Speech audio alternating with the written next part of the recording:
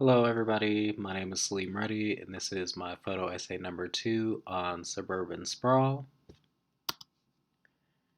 This first shot I included for this photo essay was a shot of the I-25 overpass over Broadway, as well as the light rail in the backdrop. I felt this picture was a great representation of how the 1956 Highway Act encouraged the development of suburbs because highways quickly became used as a means of commuting from the suburbs to urban jobs for many Americans. The light rail in the backdrop I feel represents the evolving of the commute as well, with the addition of better public transit, which may help lower income Americans live a suburban lifestyle.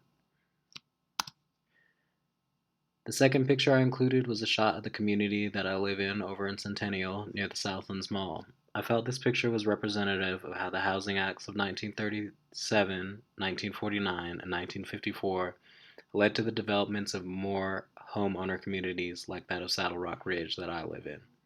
Communities like this owe a large part of their existence to those housing acts, which enabled many to access mortgages and incentivized building homes in developing areas outside of the urban center.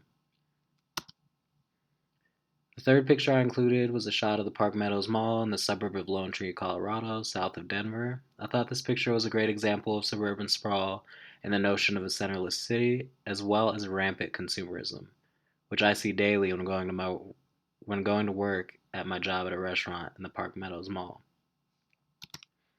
The fourth picture I chose was on Parker Road, heading southbound towards Arapahoe. I felt this picture represented the notion of unused space and expansion into these places.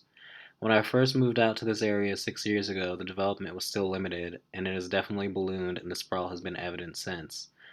I felt this also reflected the suburban idea of greenbelt towns with plenty of open spaces.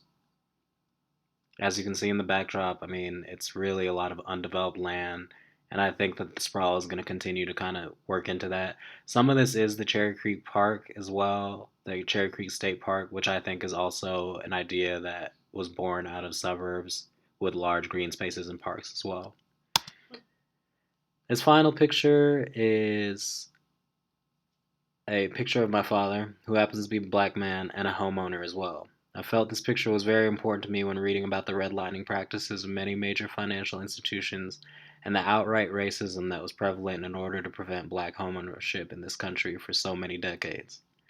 This picture makes me proud because if this was only a few decades prior, my father probably couldn't be a homeowner in the area he lives in.